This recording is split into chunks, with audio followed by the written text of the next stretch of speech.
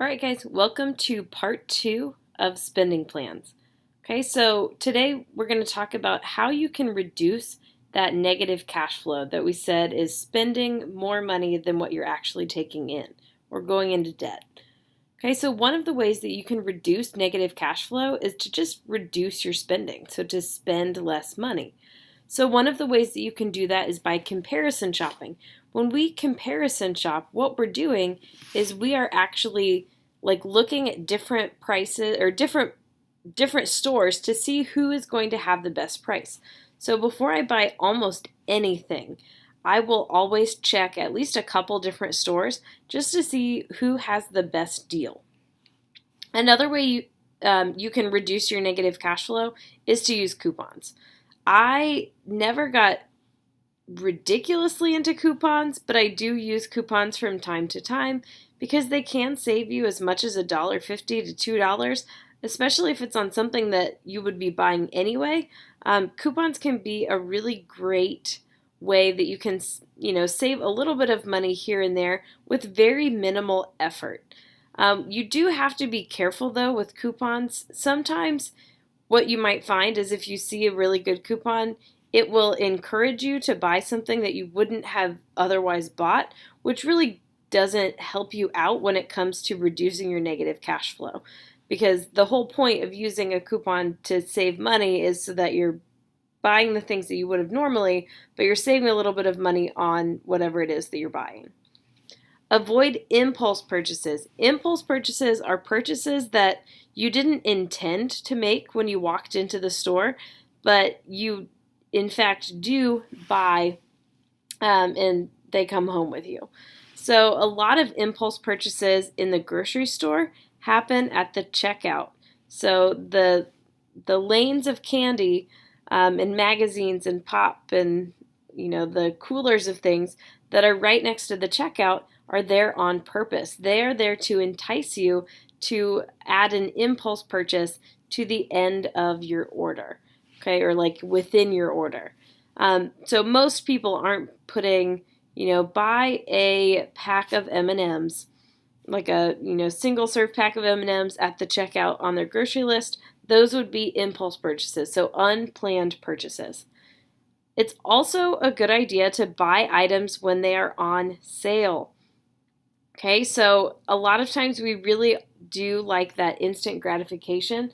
We want to get something as soon as we decide that we want to have it, but it really is a great idea to wait until something goes on sale because you could end up saving a lot of money on whatever it is that you're buying. You can carpool, walk, or ride your bike to work or school or whatever it is.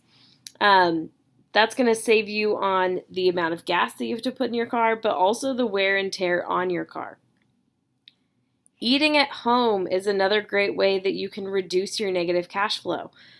So by spending less money, it is expensive to eat out at a restaurant. And if you bought the ingredients to make the same product at home, it would usually end up costing you a lot less than if you were to go buy the same recipe or the same dish out at a restaurant already made for you. Try eliminating or reducing impulse purchases, especially from vending machines and convenience stores. A lot of those places or those machines will upcharge whatever it is that is in the machine so that they can make more money. Okay, so for example, if you bought a Gatorade from a Gatorade machine, usually it's going to cost you about $1.25 or somewhere around that. But if you bought the exact same size in a multi-pack at the grocery store, it would cost you $5.50, I think is the last time I looked at the prices, about $5.50 for an 8-pack. So it's significantly cheaper if you buy it from the grocery store. Try to shop at thrift stores. So thrift stores have a lot of great deals. So this would be like secondhand shops or consignment stores. So they are previously owned, but they are still in great shape. So think about Plato's Closet. They have a lot of great things, some of them even with the tag still on them. Wearing hand-me-down clothes. Okay, so hand-me-down clothes can be excellent ways for you to save money. So if you have somebody in your family or someone that's a really close friend that is kind of about the same size as you, ask them if they're getting ready to unload items from their closet. So if you are willing to take it, maybe they are willing to just give it to you at no cost. Another way would be to use a frequent shopper card. So a frequent shopper card would be like a Kroger Plus card or a Meijer Imperks card. So those are ways that you can get some of those store discounts. And they even have coupons that are loaded onto the card. Another way to reduce your negative cash flow is to increase your income. You could get an after school or a weekend job. You could do additional chores around the house, yard work, babysitting, get a summer job. You could walk dogs, house sit, have a garage sale and sell some of the stuff that you don't want, or you could provide a service if you have certain skills. So I know people who are middle school and high school age who have started their own lawn care business. And in addition to just doing regular lawn, like yard work, they're also doing a little bit of landscaping on the side. Okay, so these are just some general guidelines for a budget. So if you don't really know what your budgeting categories should be set to, but you don't want to take the time to track all of your spending, these would be a great way to start. And then again, it's going to be trial and error, so you can adjust them as you need to. Now we're going to talk about the tools that are going to help us with budgeting.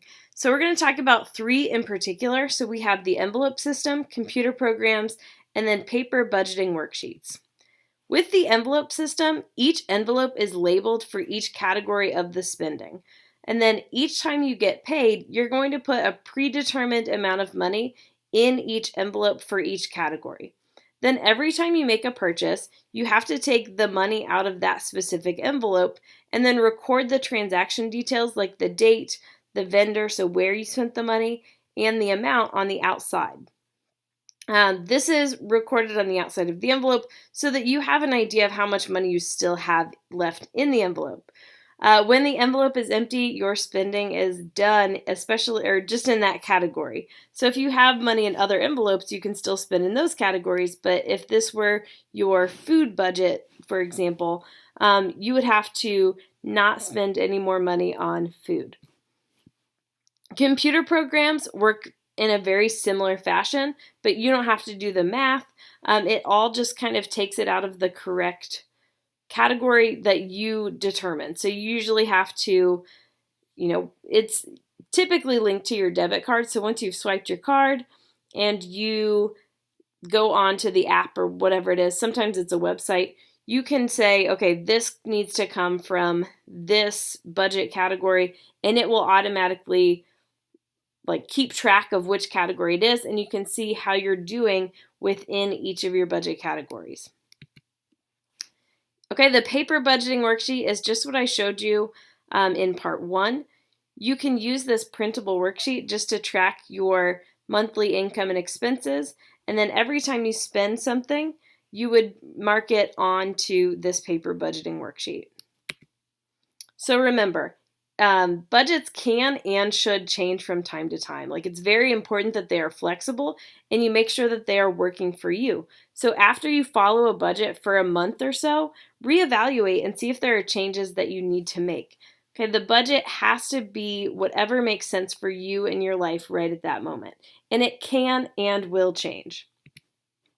Remember that when you are adjusting a budget for large purchases, there could be some categories that you could maybe scale back on. It's always a great idea to pay cash for a purchase or as much as you can, pay for that purchase so you don't have to borrow as much money. Because remember, whenever we take money out and we get a loan, it's going to cost more money than if we paid cash at the time of purchase. Okay, so when a home or automobile is purchased, other budget categories like entertainment and clothes might need to be cut back because those are things that you probably don't have to spend your money on. But if you're trying to prioritize having a home or an automobile, like a car, then those categories really could be cut back because those are more wants than needs.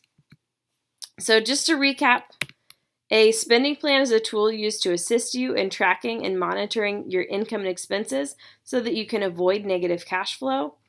Because what we're trying to do is achieve financial independence, which is reducing our spending, earning more, saving more, and avoiding negative cash flow.